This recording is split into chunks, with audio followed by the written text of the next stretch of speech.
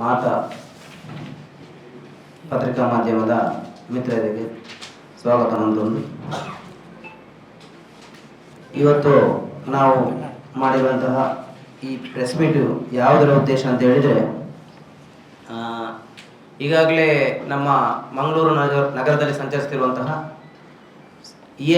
CNG ಹಾಗೂ EV ಆಟೋಗಳ ಒಂದು ಏನು ಹೋರಾಟ ನಡೀತಾ ಇದೆ, ಇದರ ಬಗ್ಗೆ ಮಾಡಿರುವಂಥದ್ದು. ಈಗಾಗಲೇ ನಮ್ಮ ಕೇಂದ್ರ ಸರ್ಕಾರ ಆದೇಶ ಮಾಡಿದಂತೆ EV ಆಟೋಗಳಿಗೆ ಮುಕ್ತ ಸಂಚಾರ ಅನ್ನುವಂಥದ್ದೊಂದು ಆದೇಶವನ್ನು ಕೇಂದ್ರ ಸರ್ಕಾರ ಹೊರಡಿಸಿತು. ಅದನ್ನು ನಮ್ಮ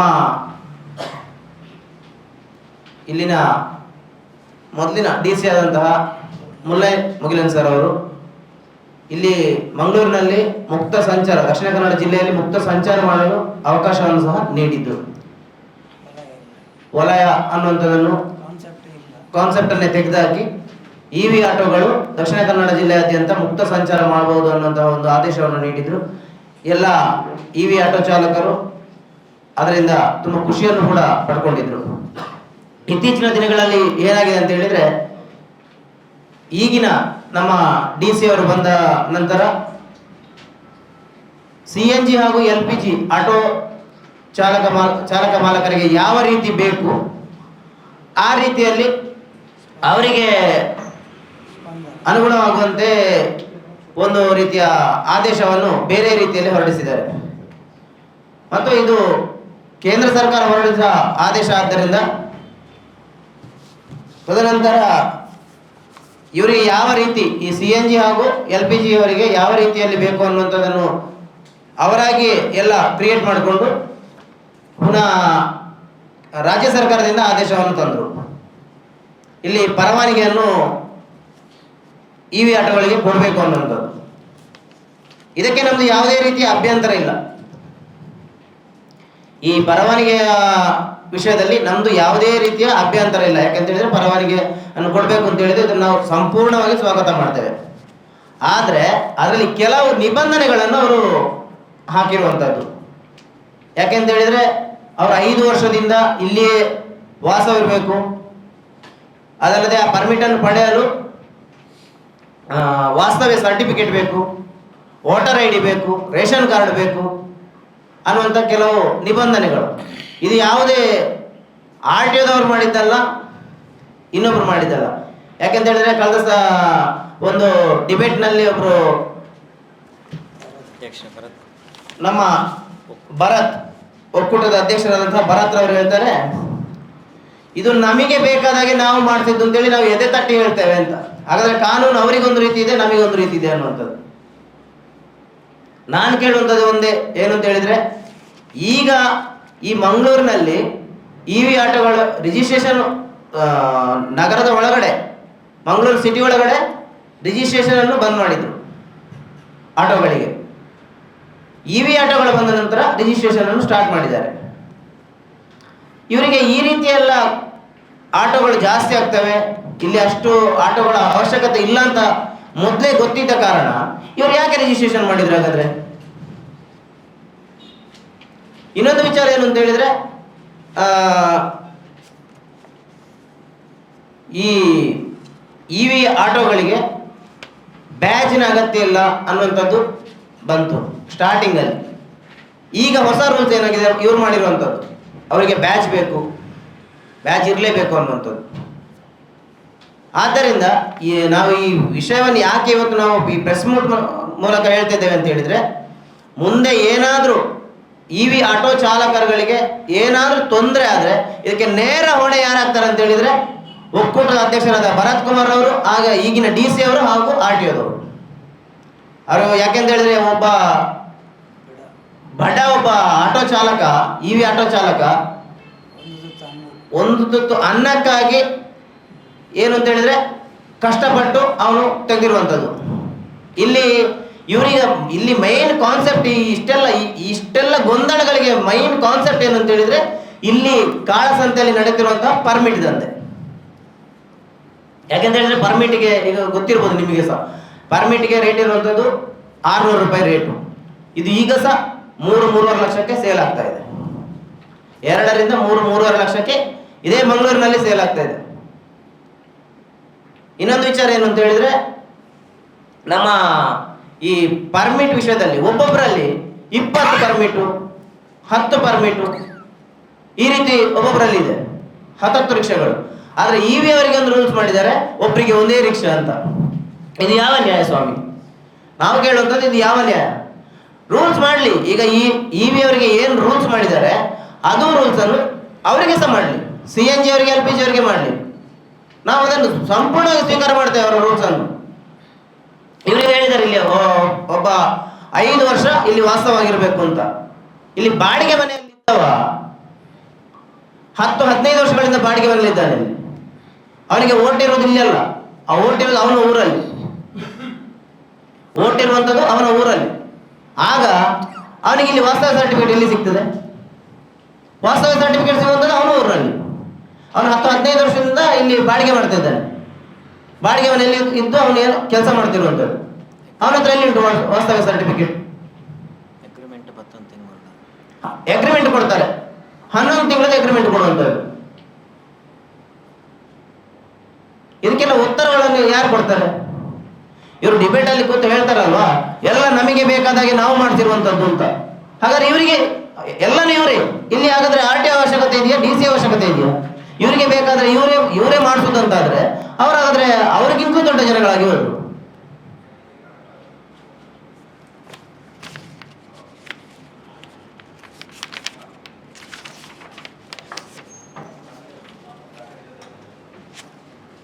ಇನ್ನೊಂದು ಹೇಳ್ತೇವೆ ನಾವು, ಈಗ ಇವಿ ಆಟೋಗಳಿಗೆ ಪರ್ಮಿಟ್ ನೀಡುದು ಅಂತೇಳಿ ಹೇಳಿದ್ದಾರೆ. ಸರಿ, ನಾವು ಒಪ್ತೇವೆ. ಇವಿ ಆಟೋಗಳಿಗೆ ಪರ್ಮಿಟ್ ನೀಡುದಾದ್ರೆ ಪ್ರತಿಯೊಬ್ಬರಿಗೂ ಒಂದೊಂದೇ ರಿಕ್ಷಾನೇ ಮಾಡಲಿ, ಒಬ್ಬ ಓನರ್ಗೆ ಒಂದೇ ರಿಕ್ಷಾ ಅಂತೇಳಿ ಮಾಡಲಿ. ಇವರು ಯಾವ ರೀತಿ ಒಂದು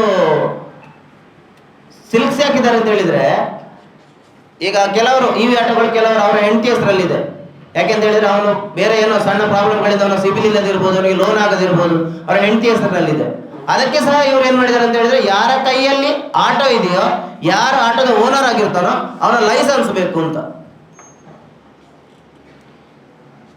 ಹಾಗಾದ್ರೆ CNG ಆಟೋಗಳು ಯಾವುದೇ ಒಂದು ಲೈಸೆನ್ಸ್ ಇಲ್ಲದವರ ಹೆಸರಲ್ಲಿ ಇಲ್ವಾ? ಇದಕ್ಕೆ ಯಾರು ಉತ್ತರ ಕೊಡ್ತಾರೆ?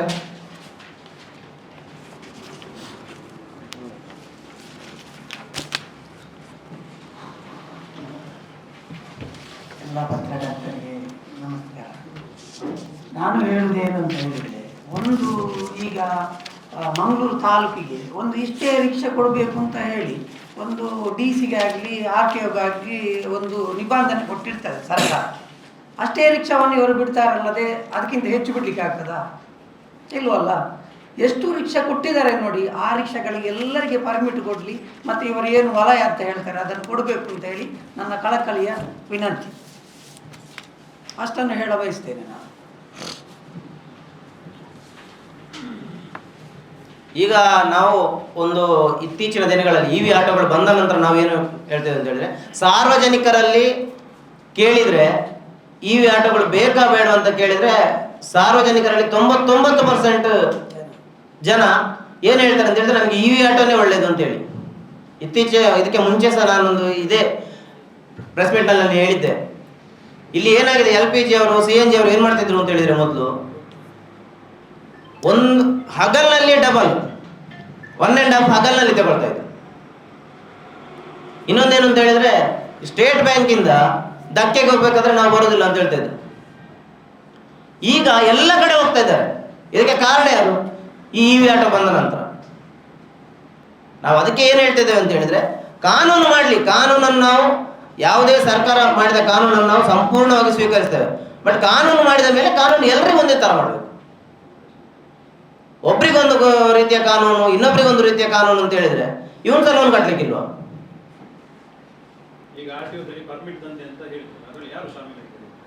RTOದಲ್ಲಿ ಪರ್ಮಿಟ್ ದಂಧೆಯಲ್ಲಿ ಶಾಮೀಲಾದವರು ತುಂಬಾ ಜನ ಇದ್ದಾರೆ. ಅದು ನಾವು ಹೆಸರು ರಿವೀಲ್ ಮಾಡೋದಿಲ್ಲ. ಆದ್ರೆ ನಾವು ಯಾಕೆ ಹೆಸರು ರಿವೀಲ್ ಮಾಡೋದಿಲ್ಲ ಅಂತ ಹೇಳಿದ್ರೆ, ಅದಕ್ಕೆ ಬೇಕಾದ ವ್ಯವಸ್ಥೆ ನಾವು ಮಾಡ್ತಾ ಇದ್ದೇವೆ. ಅದು ಯಾರು ಮಾಡಬೇಕೋ ಅವರು ಅದನ್ನು ಹೆಸರನ್ನು ರಿವೀಲ್ ಮಾಡ್ತಾರೆ. ಇದರಲ್ಲಿ ಒಬ್ಬ ಅಧಿಕಾರಿಗಳು ಅಂತ ಹೇಳಿದ್ರೆ, ಅಧಿಕಾರಿಯ ಕೆಳಮಟ್ಟದವರು ಇದ್ದಾರೆ ಒಬ್ರು. ಅಧಿಕಾರಿಯ ಕೆಳಮಟ್ಟದವರು ಒಬ್ರು ಇದ್ದಾರೆ, ಮೇಲಧಿಕಾರಿ ಯಾರಿಗೆ RTO ಇದ್ದಾರೆ ಅವರ ಕೆಳಗಡೆ ಯಾರು ಇರ್ತಾರೆ ನೋಡಿ, ಅವರು ಸಹ ಒಬ್ರು ಇದ್ದಾರೆ. ನಾವು ಇದನ್ನು ಎಲ್ಲಿ ರಿವೀಲ್ ಮಾಡಬೇಕೋ ಅಲ್ಲಿ ರಿವೀಲ್ ಮಾಡ್ತೇವೆ, ಅದಕ್ಕೆ ಬೇಕಾದ ವ್ಯವಸ್ಥೆಯನ್ನು ಸಹ ಮಾಡ್ತಾ ಇದ್ದೇವೆ. ಈಗ CNG ಹೊಸ ಪರ್ಮಿಟ್ ಬಿಡ್ಲಿಲ್ಲ, ನಾನು ಹೇಳ್ತೇನೆ ಫ್ರೀ ಪರ್ಮಿಟ್ ಬಿಟ್ಟಿದ್ದಾರೆ. ಲಾಸ್ಟ್ ಟೈಮ್ ಅಲ್ಲಿ ಫ್ರೀ ಪರ್ಮಿಟ್ ಬಿಟ್ಟಿದ್ದಾರೆ, ಅದನ್ನು ಸಹ ಇವರು ದುಡ್ಡಿಗೆ ಕೊಟ್ಟಿದ್ದಾರೆ. ಅದನ್ನು ಕೆಲವರು ಸೇಲ್ ಮಾಡಿದ್ದಾರೆ ಅಗ್ರಿಮೆಂಟ್ ಮೂಲಕ.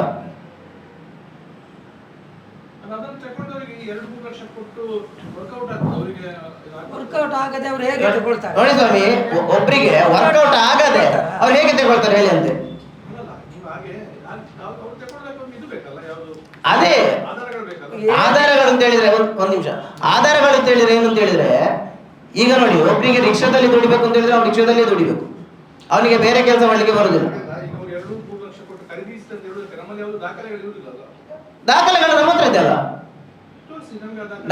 ನಾನು ಈಗ ಕೇಳ್ತೇನೆ ನಿಮ್ಗೆ, ಇದೇ ಇಲ್ಲಿ ಕೂತು ನಾನು ಈಗ ನಿಮಗೆ ಲೈವ್ ಆಗಿ ನಾನು ತೋರಿಸ್ತೇನೆ. ಈಗ ನಾನು ಕೇಳ್ತೇನೆ ಒಬ್ಬ ಬ್ರೋಕರ್ ಹತ್ರ ಪರ್ಮಿಟ್ಗೆ ರೇಟ್ ಎಷ್ಟಿದೆ ಅಂತ, 3.5 ಲಕ್ಷ ರೂಪಾಯಿ ರೇಟ್ ಇದೆ ಅಂತ ಹೇಳಿದ್ರೆ ಅದಕ್ಕಿಂತ ದೊಡ್ಡ ದಾಖಲೆ ಬೇಕಾ? ನೋಡಿ ಸರ್, ನೋಡಿ ಈಗ ಪ್ರೀ ಪರ್ಮಿಟ್ ಅನ್ನು ಪರ್ಚೇಸ್ ಮಾಡುದು ಅಂತ ಹೇಳಿದ್ರೆ ದಾಖಲೆಗಳು ಬದಲಾವಣೆ ಆಗುದಿಲ್ಲ. ಈಗ ಅಗ್ರಿಮೆಂಟ್ 11 ತಿಂಗಳ ಅಗ್ರಿಮೆಂಟ್, ನಾನು ಇಂಥವನಿಗೆ ಈ ರಿಕ್ಷಾವನ್ನು ದುಡಿಲಿಕ್ಕೆ ಕೊಟ್ಟಿದ್ದೇನೆ ಅನ್ನೋದು ಅಗ್ರಿಮೆಂಟ್. 11 ತಿಂಗಳ ನಂತರ ಅದು ಚೇಂಜ್ ಆಗ್ತದೆ. ನೋಡಿರಲ್ಲ, ಈಗ 3.5 ಲಕ್ಷದವರೆಗೆ ಅಂತೇಳಿ ನೀವು ನಾನು ಇವಾಗ ಹೇಳಿದಲ್ಲ ನಿಮಗೆ, ನಾವು ಅಷ್ಟು ದಾಖಲೆಗಳು ಇಲ್ಲದೆ ಇಲ್ಲಿ ಮಾತಾಡುವುದಿಲ್ಲ. ಯಾಕಂತ ಹೇಳಿದ್ರೆ ಇದು ಸಾರ್ವಜನಿಕವಾಗಿರುವಂತಹ ವಿಷಯಗಳು. ಮತ್ತೆ ಫ್ರೀ ಪರ್ಮಿಟ್ ಕೊಟ್ಟಿದ್ದಾರಲ್ಲ, ಅವರ ಪ್ರಾಪರ್ಟಿ ನೋಡಿದಾರ? 2 ಮಾಲ್ಗೆ ಮನೆ ಬಸ್ ಎಲ್ಲ ಇರುವವನಿಗೆಲ್ಲ ಫ್ರೀ ಪರ್ಮಿಟ್ ಕೊಟ್ಟಿದ್ದಾರಲ್ಲ, ಹೇಗೆ ಕೊಟ್ಟರು? ಈಗಿನ ಲೆಕ್ಕ ಪ್ರಕಾರ ಒಂದು 4,000 ಹತ್ರ ಆಗಿದೆ ಈ ಆಟೋಗಳು. ಅಲ್ಲ, ಟೋಟಲ್ ಗ್ರಾಮಾಂತರ ಸೇರಿ. ಯಾವುದು? ಈಗ ರಿಕ್ಷಾಕ್ಕೆ ಬ್ಯಾಜ್ ಬೇಡ ಅಂತ ನಾವು ಹೇಳ್ತಾ ಇಲ್ಲ, ನಾವು ಬೇಡ ಅಂತ ಹೇಳಿ ಪರ್ಮಿಟ್ ಅನ್ನು ಹೇಳುದಿಲ್ಲ, ಬ್ಯಾಜ್ ಅನ್ನು ಹೇಳುದಿಲ್ಲ. ಈ ರೂಲ್ಸ್ ಗಳನ್ನು ಮೊದಲೇ ಮಾಡಿದ್ರೆ ಈಗ ಈ ಹೆಚ್ಚಿನವರು ಕೆಲವರು ಆಟೋ ತಗೊಳ್ತಿರ್ಲಿಲ್ಲ. ಸರಿ,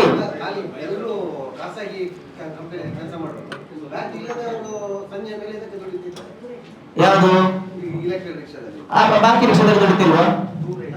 ಬಾಕಿ ರಿಕ್ಷಾದಲ್ಲಿ ಲೈಸೆನ್ಸ್ ಇಲ್ಲದೆ ದುಡಿತವರಿಲ್ವಾ?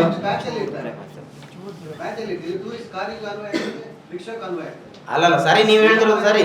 ಟೂರಿಸ್ಟ್ ಕಾರಿಗೂ ಬ್ಯಾಚ್ ಬೇಕು, ಬಸ್ಸಿಗೂ ಬ್ಯಾಚ್ ಬೇಕು, ಟೂರಿಸ್ಟ್ ಬಸ್ಸಿಗೂ ಬ್ಯಾಚ್ ಬೇಕು, ಸಿಟಿ ಬಸ್ ಓಡಿಸಿದ್ರೆ ಅದಕ್ಕೂ ಬ್ಯಾಚ್ ಬೇಕು. ನಾನು ಇಲ್ಲ ಅಂತ ಹೇಳ್ತಾ ಇಲ್ಲ. ನಾನು ಕೇಳುವಂಥದ್ದು, ಎಷ್ಟೋ ಜನ CNG ಹಾಗೂ LPG ಆಟೋಗಳನ್ನು ಬ್ಯಾಚ್ ಬಿಡಿ ಲೈಸೆನ್ಸ್ ಇಲ್ಲದೆ ಓಡಿಸ್ತಾ ಇಲ್ವಾ? ಅದು ಯಾಕೆ ಕಾಣುದಿಲ್ಲ? EV ಆಟೋದವರು ಮಾತ್ರ ಯಾಕೆ ಕಾಣ್ತಾ ಇದ್ದಾರೆ ಅವರಿಗೆ? ನೋಡಿ ಸ್ವಾಮಿ, ನಾನೊಂದು ಹೇಳ್ತೇನೆ ನಿಮಗೆ. ಈಗ ಮೊನ್ನೆ ನಾವು ನಮ್ಮ DCP ಅವರನ್ನು ಭೇಟಿ ಮಾಡ್ಲಿಕ್ಕೆ ಹೋಗಿದ್ವಿ. ಹೋದಾಗ ವಿತ್ ಪ್ರೂಫ್ ತೋರಿಸಿದ್ದೇನೆ ನಾನು. ಸರ್, ಒಂದು ಪರ್ಮಿಟ್ ಅಲ್ಲಿ 2 ಗಾಡಿಗಳು ಓಡ್ತಾ ಇದ್ದಾವೆ ಅಂತ. ಹಿಡಿದ್ರೆ ಇಷ್ಟುವರೆಗೆ ಹಿಡಿಲಿಲ್ಲ. ಕೆಲವರು ಮಾರಿದ ರಿಕ್ಷಾಲ್ಲಿ ವಲಯ ಉಂಟು, ಅದನ್ನು ಓಡಿಸ್ತಾ ಇದ್ದಾರೆ ಪರ್ಮಿಟ್ ಇಲ್ಲದೆ. ಪರ್ಮಿಟ್ಗೆ ಆಟೋದಲ್ಲಿ 600 ರೂಪಾಯಿ ಇರುವಂತ, ಈಗ ಕೊಡುದಿಲ್ಲ, ಈಗ ನಿಲ್ಲಿಸಿದ್ರಿಂದ ರೇಟ್ ಜಾಸ್ತಿ ಆಗಿದೆ. ನಿಲ್ಲಿಸಿ ಸಾಧಾರಣ ಒಂದು ಯುಜ್ಜಪ್ಪ ಜಾಸ್ತಿ ಆಗ ಮಸ್ತ್ ವರ್ಷ, 20 ವರ್ಷದಿಂದ ಮೇಲೆ ಆಗಿದೆ. ಯಾಕಂತ ಹೇಳಿದ್ರೆ ಪಾಲೆಮಾರ್ ಇರುವಾಗ ಮತ್ತೆ ಲ್ಯಾಂಬಿ ರಿಕ್ಷಾ ಇರುವಾಗ ವಲಯ ಆಗಿಲ್ಲ ಅಂತ ಏನಿರ್ಲಿಲ್ಲ. ಲ್ಯಾಂಬಿಯಲ್ಲಿ ಕಲ್ತವರು ಇಲ್ಲಿ ನೋಡಿ, ಈಗ ಗ್ರಾಮಾಂತರದಿಂದ ಇಲ್ಲಿಗೆ ಬಾಡಿಗೆ ಬರ್ತಾರೆ ದಂಧೆಗೋಸ್ಕರ. ಪಾಪ ಅವ್ರು ಏನಂತ ಹೇಳಿದ್ರೆ, ಗ್ರಾಮಾಂತರದಿಂದ ಇಲ್ಲಿಗೆ ಬಾಡಿಗೆ ಬಂದ್ರೆ ಅವರು ಸಿಟಿ ಒಳಗೆ ಬರ್ಲಿಕ್ಕಿಲ್ಲ ಅಂತೆ. ಕೊರೋನಾ ಟೈಮಲ್ಲಿ ಅವರು ಕೇಸ್ ಮಾಡುವಾಗ ಬರ್ಬೋದು, ಬಂದು ಬಿಟ್ಟು ಹೋಗ್ಬಹುದು ಅಂತೆಲ್ಲ ಆಗಿದೆ ಅವರಿಗೆ. ಅವರು ಕೂಡ ಕೇಸ್ ಮಾಡಿದ್ದಾರೆ.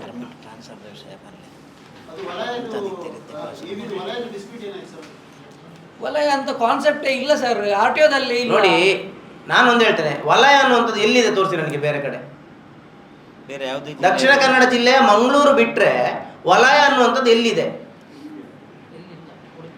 DC ಅವರೇ ಹೇಳಿದ್ದಾರೆ, ಅದಕ್ಕಿಂತ ದೊಡ್ಡದು ಬೇಕಾ? DC ಅವರು ಹೇಳಿದ್ರೆ RTI ಎಂಬ ಇದರಲ್ಲಿ ಇಲ್ಲ, RTOದಲ್ಲೇ ಇಲ್ಲ ವಲಯ ಅಂತ. ಇವರು ಎಲ್ಲಿಂದ ತಗೊಂಡು ಬಂದದ್ದು ಅದನ್ನು? ಇದು ಪರ್ಮಿಟ್ ದಂಧೆ ಮಾಡ್ಲಿಕ್ಕೆಲ್ಲ ತಗೊಂಡು ಪರ್ಮಿಟ್ ಅನ್ನುವಂಥದ್ದು ಇದೆ, ವಲಯ ಅಂತ ಗ್ರಾಮಾಂತರ ಪರ್ಮಿಟ್ ಇದೆ, permit ಸಿಟಿ ಪರ್ಮಿಟ್ ಅನ್ನುವಂಥದ್ದು ಇದೆ, ಇಲ್ಲ ಅಂತ ಹೇಳುದಿಲ್ಲ. ವಲಯ ಅನ್ನುವಂಥದ್ದು ಎಲ್ಲಿಂದ ಬಂತು ಇದು? ವಲಯ ಅಂತ ಹಾಕಿದ ಕೂಡಲೇ ಪರ್ಮಿಟ್ಗೆ ವ್ಯಾಲ್ಯೂ ಬಂತು. ಮಂಗಳೂರು ಸಿಟಿ ಪರ್ಮಿಟ್ ಉಂಟು, ಬೋಡ 2.5 ಲಕ್ಷ, ಬೋಡ 3 ಲಕ್ಷ. ಇದು ಅದಕ್ಕೆ ವ್ಯಾಲ್ಯೂ ಬರಲಿಕ್ಕೆ ವಲಯ ಹಾಕುದು, ಬೇರೆ ಏನಲ್ಲ. ಪರ್ಮಿಟ್ ಕೊಡ್ಲಿ, ವಲಯ ಬೇಡ.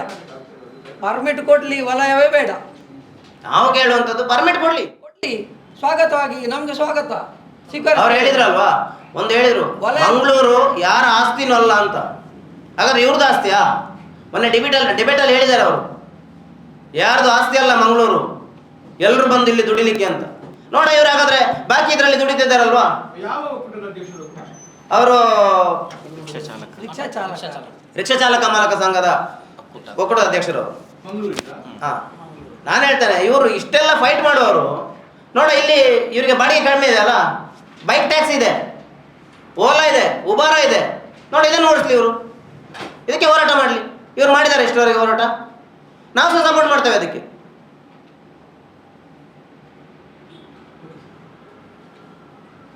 LPG CNG ಎಲ್ಲ ಮತ್ತು EV ಕೊಡುವ ಆಟೋ ರಿಕ್ಷಾ, ಯಾಕೆ LPG ಮತ್ತು EV ಗೆ ಮಾತ್ರ ಒಂದು ಪ್ರತ್ಯೇಕ?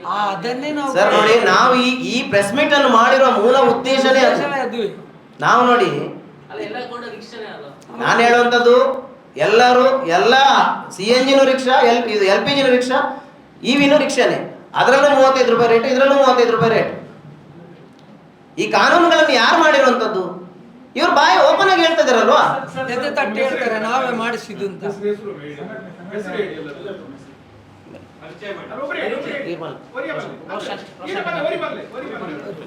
ಇವರು ರೋಷನ್ ಅಂತೇಳಿ ನಮ್ಮ ಸಂಘದ ಸದಸ್ಯರು, ಟೀಮ್ ಗ್ರೀನ್ ಸಿಟಿ ಇದರ ಸದಸ್ಯರು. ಇವರು ರೋಷನ್ ಅಂತೇಳಿ, ಇವರು ಮೋಹನ್ ದಾಸ್ ಅಂತೇಳಿ ನಮ್ಮ ಟೀಮ್ ಗ್ರೀನ್ ಸಿಟಿ ಆಟೋ ಚಾಲಕ ಮಾಲಕ ಸಂಘದ ಉಪಾಧ್ಯಕ್ಷರಾಗಿದ್ದಾರೆ. ನಾನು ಪ್ರಜೇಶ್ ಅಂತೇಳಿ, ಪ್ರಜೇಶ್ PREJSH, ನಾನು ಟೀಮ್ ಗ್ರೀನ್ ಸಿಟಿಯ ಅಧ್ಯಕ್ಷನಾಗಿದ್ದೇನೆ.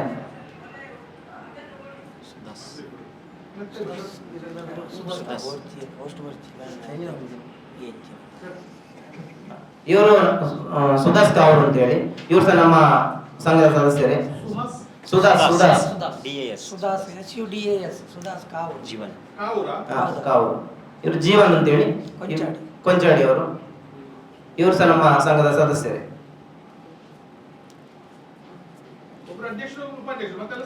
ಹೌದೌದು.